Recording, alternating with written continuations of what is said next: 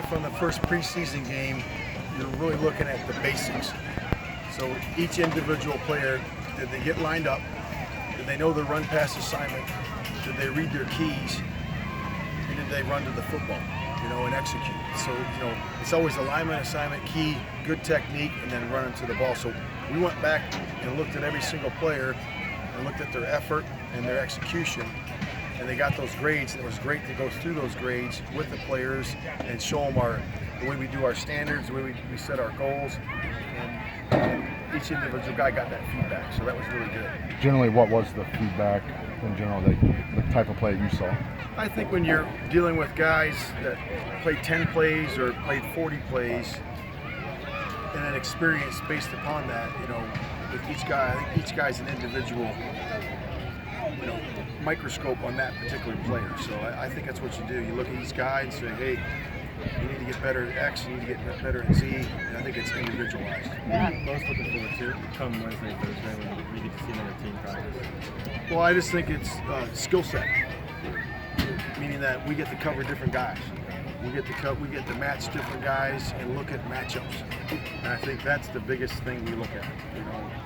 Besides the basics, playing good sound football is really the matchups. How is Rocky Scene developing in your zone looks? I think he's doing good. Jonathan's been working hard with him, and he's getting better. He's getting better. Those are some are landmark defenses, some are match defenses. So there's some man inside the zone at times, and some are true zone. So he's working on all those techniques, fundamentals, and he's going to continue to get better. Because coming out of college, it was a lot more man, what he did at Temple versus. Sure, now the way we play man here is a little bit different than what he did in college, so he has to learn that technique too. That's a little bit of an adjustment for him as well. I mean, do you have some coaches that have in the past, they have like a weekly board, goals they want to hit stat-wise, points, yards. Do you have that? Yeah, we have. Points per game, I realize that's too good possible. What's your base? That number is slid up and down. I would like to say, that it's 100 points is a good game, but it's not. But, we have that in-house with the points that we talk about, and that could slide up and down each week based on what quarterbacks we're playing, who we're playing. So we just look at that based on it. But giving up points per game, scoring points per game, 17, 20, I mean, do you have in your head what's realistic? Yeah, I think it's the individual. I really do, because if you're playing a team that's averaging 30-some plus points a game, say I'm going to hold 14 points, that doesn't make sense. But you can say, hey, maybe it's 21 this week, or 17, 14, whatever that is. I think it's individualized. What was the big difference last year? Let's say the first 6, and then the way you finished production-wise. What the defense just getting together? I think it's just execution. It's execution. I think guys became more comfortable in the scheme, and they started to play fast. They understood what we're asking them to do. They understood where everybody fits in the scheme.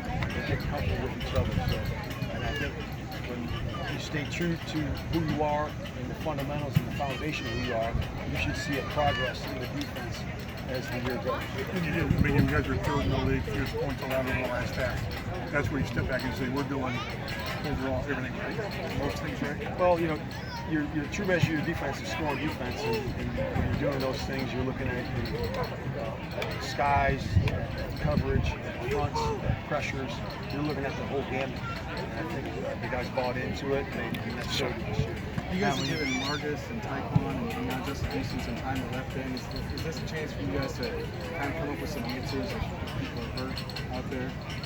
Yeah, we're going to address 8 guys on the defensive line, and we have to have players that can play both sides. They can play nose tackle, under tackle, and be able to move throughout the line. So we're always looking at different pieces.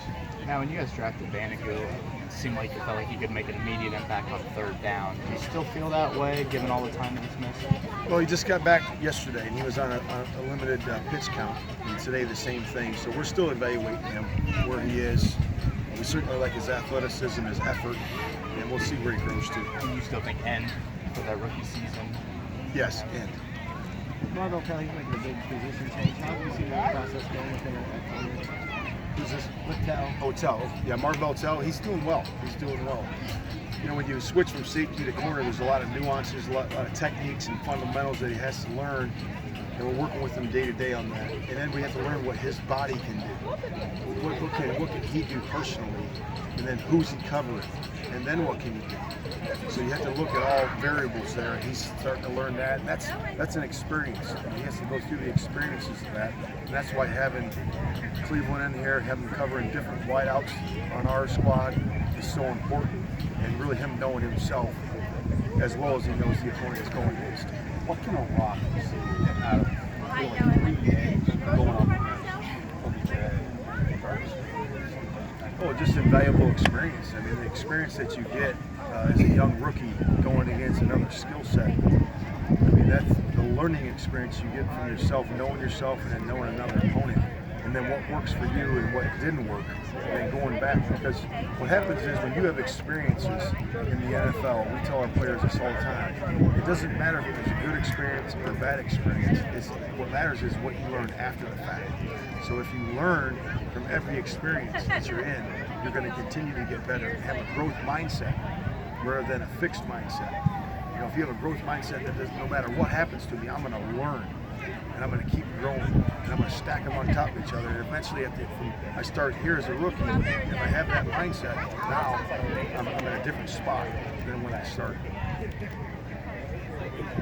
Thanks, Matt.